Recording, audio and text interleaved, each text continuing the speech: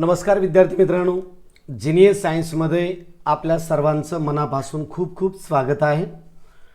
मित्रांनो, आजच्या या क्लासमध्ये आपण सविस्तररित्या अभ्यासणार आहोत MHT CET जी महाराष्ट्र सरकारकडून घेतली जाते.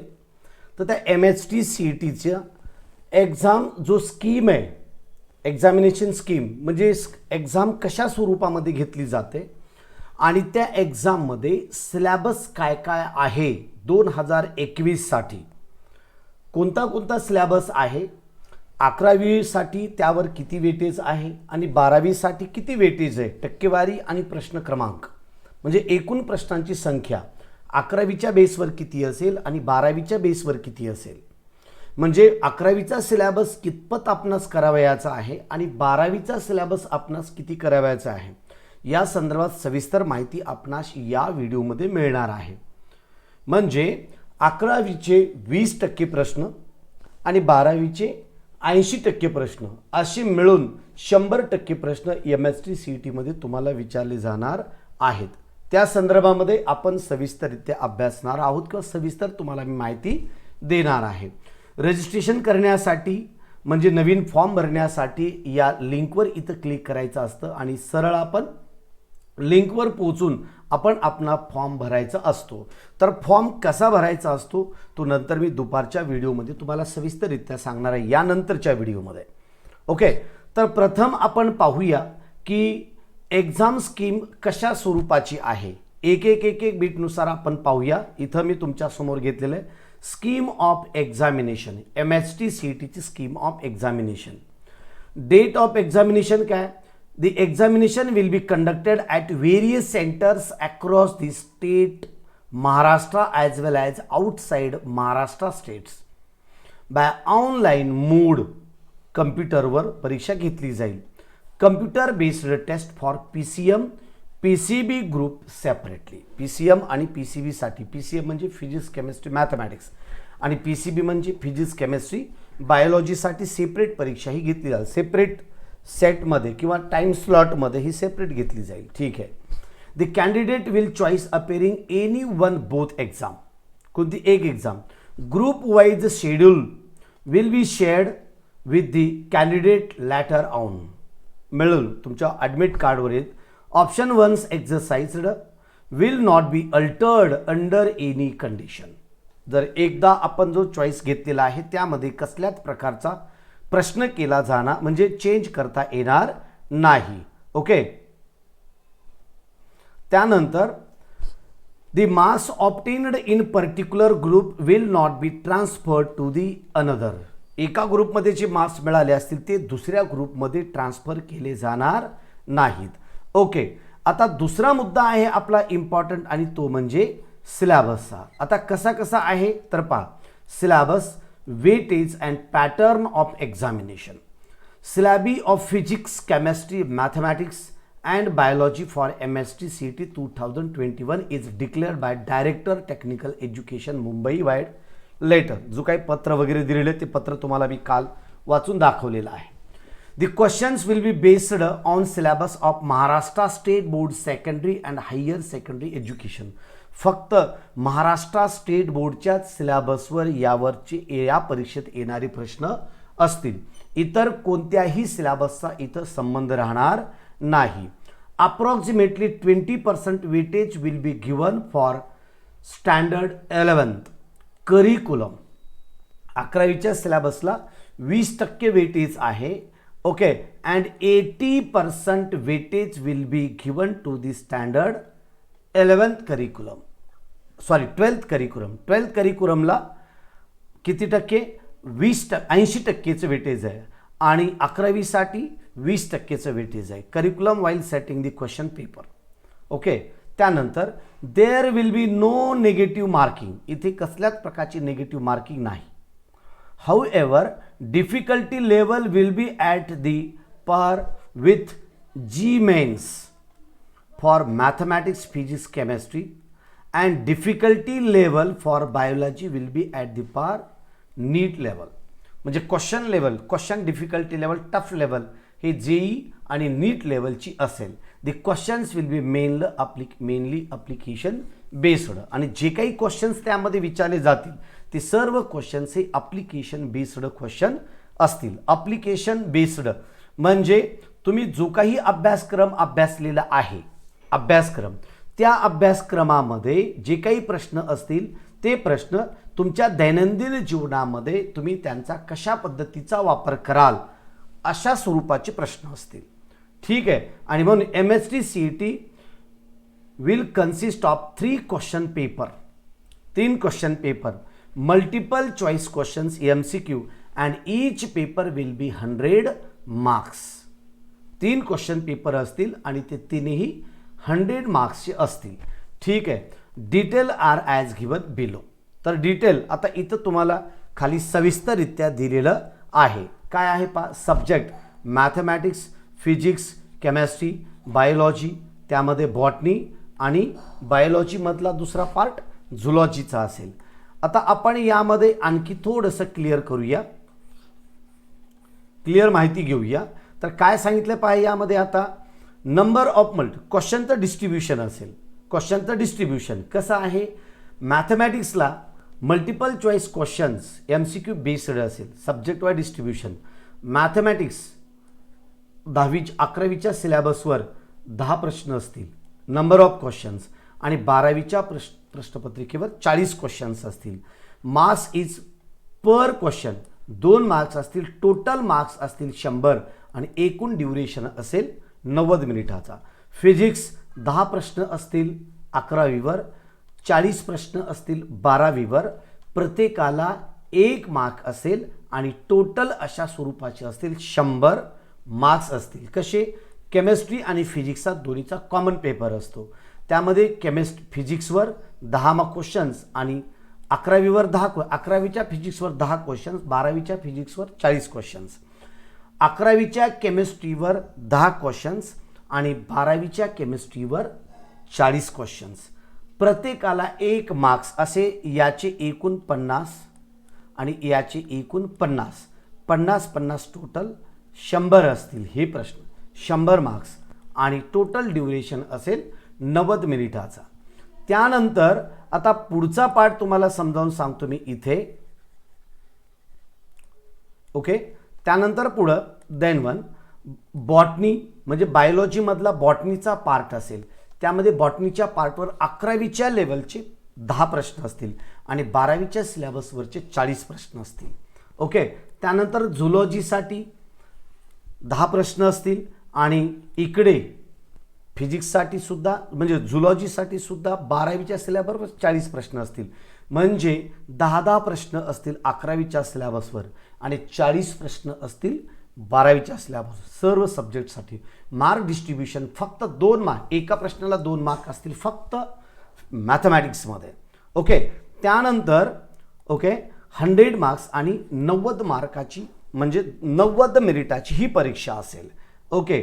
त्यानंतर सर 11वीसाठी आहे का, बेटा हे 12वीच्या नंतर द्यायच्या परीक्षा संदर्भात मी माहिती देत आहे. 12वीची जी MST CET होते ना त्या संदर्भातला सिलेबस वगैरे पूर्ण सांगत आहे. The questions will be set on whole syllabus of 12th standard. 12th स्टँडर्डचा होल सिलेबस म्हणजे तो कोणता आहे तो मी दाखवणार आहे. 2021 म्हणजे 2021 साठी physics, chemistry, biology and mathematics subject excluding portion which is deleted bye Maharashtra राज्य पाठ्यपुस्तक निर्मिती व अभ्यासक्रम संशोधन मंडळ. एक्सक्लुडिंग समजतं ना, म्हणजे जो रेड्युस्ड सिलेबस आहे त्यावर प्रश्न विचारले जाणार नाहीत. ओके. एक्सक्लुडिंग हे लक्षात घ्या. एक्सक्लुडिंग महाराष्ट्र राज्य पाठ्यपुस्तक निर्मिती व संशोधन मंडळ Balbharati HSC examination due to the COVID-19 pandemic situation. Syllabus for 11th standard will be mentioned below. 11वीचा जो काही सिलेबस असेल तो खाली दिलेला आहे. तो कोणता कोणता आहे तो आपण इथं करायचा आहे. ओके. तर 11वीमध्ये 11वीचे चॅप्टर पहा, सविस्तर सांगतोय, सिलेबस सांगतोय मी. एक्झामिनेशन स्कीम सांगितली, आता सिलेबस सांगतोय.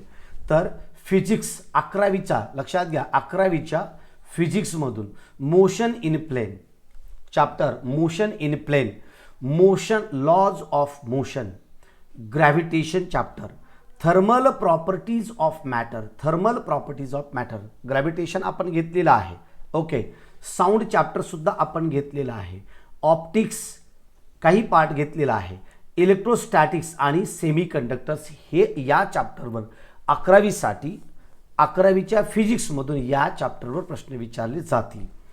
केमिस्ट्रीसाठी some basic concept of chemistry, structure of atom, I have teach this chapter, chemical bonding, redox reaction, elements of group first and second, state of matter, gaseous liquid, हे adsorption and colloids हा chapter, surface chemistry यामध्ये hydrocarbons, organic केमिस्ट्रीचा part, basic principles of organic chemistry, हे केमिस्ट्रीमधून 11वीचे प्रश्न विचारले जातील.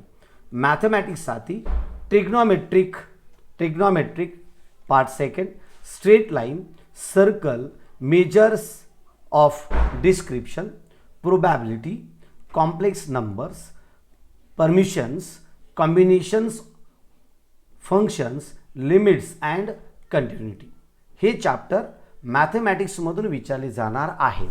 बायोलॉजीमधले पहा, biomolecules, respiration, energy transfer, human nutrition, excretion and osmo regulation, हे बायोलॉजीमधून 11वीच्या सिलेबस 11वीच्या बायोलॉजीमधले हे चॅप्टर तुम्ही तयार करायचे आहेत. याच्यावर थोडंसं सेपरेट रिव्हिजन करायचं आहे तुम्ही या चॅप्टरवर. ओके, मग आता 12वीचे कोणते कोणते असतील तर तुम्हाला इथं सांगतोय. हे 12वी आहे आपलं, 12वीचं फिजिक्स आहे. मग 12वीसाठी कोणते प्रश्न विचारले जातील तर 12वीसाठी ओके 12वी फिजिक्समधून हे जे चॅप्टर आहेत ना आपले पुढं,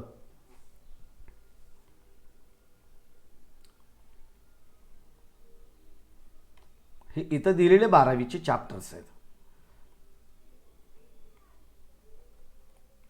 ओके, हे 12वीचे चॅप्टर्स पूर्ण. रोटेशनल डायनामिक्स, त्यानंतर mechanical properties of fluids, kinetic theory of gases and radiation. Okay, त्यानंतर thermodynamics, oscillations, superpositions of waves, wave optics, electrostatics, current electricity, magnetic field due to electric current, magnetic materials, electromagnetic induction, AC circuits, dual nature of radiation and matter, structure of atoms and nuclei, semi conductor devices, हे फिजिक्सचे chapter असतील. यामधून जो काही तुम्हाला reduced syllabus केलेला आहे त्याची तयारी करण्याची आवश्यकता नाही. ओके, त्यानंतर 12वीच्या विद्यार्थ्यांसाठी केमिस्ट्रीमधून केमिस्ट्रीवर कोणते कोणते प्रश्न विचारले जातील. केमिस्ट्री 12वीची केमिस्ट्री, तर 12वीच्या केमिस्ट्रीमधून जे चॅप्टर आहेत ते चॅप्टर आपण पाहूयात. कोणते कोणते चॅप्टर आहेत 12वीचा पूर्ण सिलेबस जो स्टेट बोर्डाचं पुस्तक आहे त्यामधून. ओके, तर हे 12वीच्या सिलेबसवर. ओके, तर पहा, solid state solutions, ionic equilibria, chemical thermodynamics, electrochemistry, chemical kinetics, elements of group 16, 17, 18. Okay, transition and inner transition elements, coordination compounds, halogen derivatives, alcohols, phenols and ethers, aldehydes, amines, biomolecules, introduction to polymer chemistry and green chemistry and nano chemistry, या स्वरूपामध्ये तुम्हाला या सिलेबसवर प्रश्न विचारले जाणार आहेत. त्यामुळं सविस्तररित्या हा सुद्धा सिलेबस आपण करायला पाहिजे.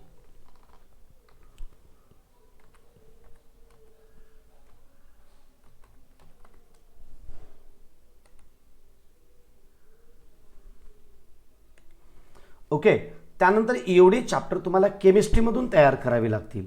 त्यानंतर बायोलॉजीसाठी आपण पाहतोय हा बायोलॉजीमधून जे काही सिलेबस येतील ते आपण इथं पाहूया.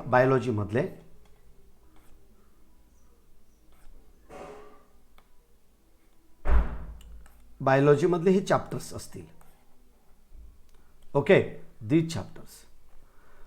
Reproduction in lower and higher plants, reproduction in lower and higher animals, inheritance variation, okay, molecular basis of inheritance, origin and evolution of life, plant water relation, plant growth, mineral nutrition, respiration and circulation, control and coordination, human health and diseases, enhancement of food production, biotechnology, organisms and populations, ecosystem and energy flow, biodiversity, conservation and environmental issues.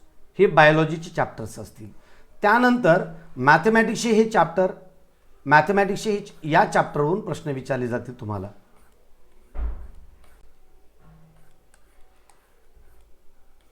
Okay, तर हे मॅथमॅटिक्सचे chapters, हे पहा मॅथचे chapter, math फर्स्टमधून. तर math फर्स्टमधून पहा दिस one mathematical logic, हे आपले मॅथमॅटिक्सचे पूर्ण syllabus teaching केलेलं आहे आपल्या जिनियस सायन्स यूट्यूब चॅनलवर. हे पूर्ण चॅप्टर आपण पाहू शकता. त्याच्या वेगवेगळ्या प्लेलिस्ट आहेत, त्या प्लेलिस्टमध्ये जाऊन तुम्ही पूर्ण पाहू शकता. Matrices, trigonometric functions, pair of straight line, vectors, line and plane, linear programming आणि त्याचे पूर्ण जे काही क्ल्यूज दिलेले आहेत ते पुढं. पण चॅप्टर वाईज याची पूर्ण तयारी आपण करू शकता. आता सेकंड पेपर, मॅथमॅटिक्स सेकंड पेपरचे पहा काही क्वेश्चन्स आहेत. सेकंड पेपरवर या पद्धतीने, ओके, तर हे पहा differentiation, applications of derivatives, indefinite integration, त्यानंतर definite integration, application of definite integration, differential equation, probability, binomial distribution. तर हे सर्व सिलेबसवर तुम्हाला प्रश्न विचारले जाणार आहेत. तर मी तुम्हाला ज्या पद्धतीने इथं इन्फॉर्मेशन दिलेली आहे त्या पद्धतीने आपण सविस्तररित्या तयारी करावी. तुम्हाला खूप चांगल्या प्रकारचा बेनिफिट होईल, चांगल्या प्रकारचं तुम्ही इथं तयारी होईल तुमची. आणि परीक्षासुद्धा तुमची खूप चांगल्या स्वरूपाची जाणार आहे, यामध्ये कसल्याच प्रकारची शंका नाही. जरी काही अडचण असेल, if you have any difficulties, please comment on comment box. I will try to give answer of each and every difficulties.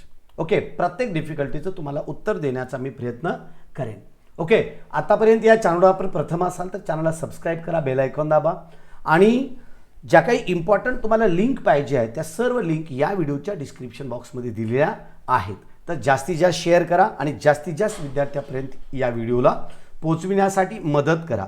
काही प्रश्न आहेत ते प्रश्नसुद्धा आपण इथं पाहतोय. सर एक्झरसाइजवरीलच MCQ येणार का? नाही बेटा, पुस्तकामधून पूर्ण प्रश्न विचारले जातील. रेड्युस्ड सिलेबस वगळता, जो काही रेड्युस्ड केलेला वगळलेला सिलेबस वगळता जो काही सिलेबस कन्सिडर केला आहे त्यावरच्या पुस्तकामधून कोणत्याही घटकामधून प्रश्न विचारले जाणार.